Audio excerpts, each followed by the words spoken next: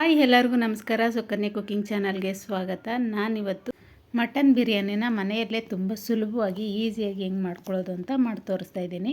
ಮಸಾಲೆ ಪೌಡರ್ನ ಮನೆಯಲ್ಲೇ ಮಾಡ್ಕೊಳ್ಳೋದ್ರಿಂದ ತುಂಬ ರುಚಿಯಾಗೂ ಇರುತ್ತೆ, ಹಾಗೆ ತುಂಬ ಬೇಗನೆ ಕೂಡ ಮಾಡ್ಕೋಬೋದು. ಈ ರೀತಿ ಮಾಡೋದ್ರಿಂದ ಯಾವ ಹೋಟೆಲ್ಗೂ ಕಡಿಮೆ ಇರಲ್ಲ, ಅಷ್ಟು ರುಚಿಯಾಗಿರುತ್ತೆ. ಒಮ್ಮೆ ಮಾಡಿ ನೋಡಿ ಅಂತ ಹೇಳ್ತಾ ಹೇಗೆ ಮಾಡೋದು ಅಂತ ಬನ್ನಿ ನೋಡೋಣ. ನಾನು ಮಸಾಲೆ ರುಬ್ಕೊಳ್ಳೋದಕ್ಕೆ ಒಂದು ಮಿಕ್ಸಿ ಜಾರ್ಗೆ ಸ್ವಲ್ಪ ಬೆಳ್ಳುಳ್ಳಿ, ಶುಂಠಿ, 4-5 ಹಸಿರುಮೆಣಸಿಕಾಯಿ, ಕೊತ್ತಂಬರಿ ಸೊಪ್ಪು, ಪುದೀನ ಸೊಪ್ಪು ಹಾಕ್ಕೊಂಡು ರುಬ್ಬಿಟ್ಕೊಂಡಿದ್ದೀನಿ. ಹಾಗೆ ಒಂದು ಪ್ಯಾನಲ್ಲಿ 1 ಸ್ಪೂನ್ ಧನಿಯಾ, ಅರ್ಧ ಸ್ಪೂನ್ ಜೀರಿಗೆ, ಅರ್ಧ ಸ್ಪೂನ್ ಸೋಂಪು, 4-5 ಏಲಕ್ಕಿ, 4-5 ಲವಂಗ ಮತ್ತು 2 ಸ್ಟಾರ್ ಮಗ್ಗು, ಸ್ವಲ್ಪ ಚಕ್ಕೆ, ಸ್ವಲ್ಪ ಜಾಯಿಕಾಯಿ, 2 ಕಪ್ಪು ಏಲಕ್ಕಿ, 1-2 ಬ್ಯಾಡಗಿ ಮೆಣಸಿಕಾಯಿ, ಸ್ವಲ್ಪ ಕಸ್ತೂರಿ ಮೇಥಿ, ಒಂದು ಪಲಾವ್ ಎಲೆ ಮತ್ತು ಸ್ವಲ್ಪ ಮೆಣಸನ್ನ ಸೇರಿಸ್ಕೊಂಡು ಡ್ರೈ ರೋಸ್ಟ್ ಮಾಡಿಕೊಂಡು ಪೌಡ್ರ್ ಮಾಡಿ ಎತ್ತಿಟ್ಕೋತಾ ಇದ್ದೀನಿ. ಇದನ್ನು ಪಲಾವ್ ಬೇಕಾದರೆ ಯೂಸ್ ಮಾಡ್ಕೋಬೋದು. ಹಾಗೆ ಒಂದು ಕುಕ್ಕರ್ನಲ್ಲಿ 2 ಟೇಬಲ್ ಸ್ಪೂನ್ ಎಣ್ಣೆ, 1 ಟೇಬಲ್ ಸ್ಪೂನ್ ತುಪ್ಪ ಹಾಕ್ಕೊಂಡು ಪ್ಲೇಟಲ್ಲಿ ತೋರಿಸ್ತಾ ಇರೋ ಸ್ಪೈಸಿ ಐಟಮ್ಸ್ ಎಲ್ಲ ಹಾಕೋತಾ ಇದ್ದೀನಿ. 3 ಮೀಡಿಯಮ್ ಸೈಜ್ ಈರುಳ್ಳಿನ ಕಟ್ ಮಾಡಿ ಸೇರಿಸ್ಕೊಂಡು ಫ್ರೈ ಮಾಡ್ಕೋತಾ ಇದ್ದೀನಿ. ಈರುಳ್ಳಿ ಎಲ್ಲ ಫ್ರೈ ಆಗಿದ ನಂತರ 3 ಹಸಿರು ಮೆಣಸಿಕಾಯನ್ನು ಕೂಡ ಕಟ್ ಮಾಡಿ ಸೇರಿಸ್ಕೋತಾ ಇದ್ದೀನಿ. ಹಾಗೆ 1 ಟೊಮೊಟೊನ ಕಟ್ ಮಾಡಿ ಸೇರಿಸ್ಕೊಂಡು ಫ್ರೈ ಮಾಡ್ಕೋತಾ ಇದ್ದೀನಿ.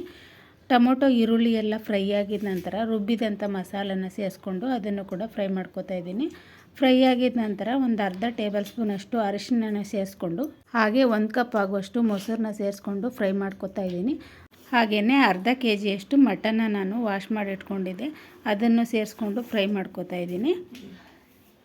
ಹಾಗೆ ರುಚಿಗೂ ತಕ್ಕಷ್ಟು ಉಪ್ಪನ್ನ ಸೇರಿಸ್ಕೊಂಡು ಮಟನ್ ಹಸಿ ವಾಸನೆ ಹೋಗಿ ಮತ್ತು ನೀರು ಬಿಟ್ಕೊಂಡವರೆಗೂ ಬೇಯಿಸ್ಕೊತಾ ಇದ್ದೀನಿ. ನಂತರ ಅರ್ಧ ಲೋಟ ನೀರನ್ನ ಸೇರಿಸ್ಕೊಂಡು ಲಿಡ್ನ ಕ್ಲೋಸ್ ಮಾಡಿ 4 ವಿಸಿಲ್ ಕೂಗಿಸ್ಕೊತಾ ಇದ್ದೀನಿ. ಅಷ್ಟರಲ್ಲಿ ಮಟನ್ ಚೆನ್ನಾಗಿ ಬೆಂದಿರುತ್ತೆ.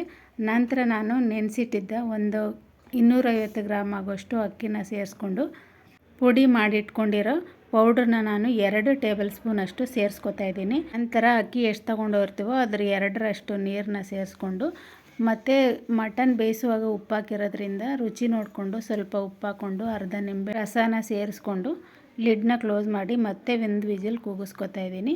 ನೋಡಿದ್ರಲ್ಲ ಹೇಗೆ ಮಾಡೋದು ಅಂತ.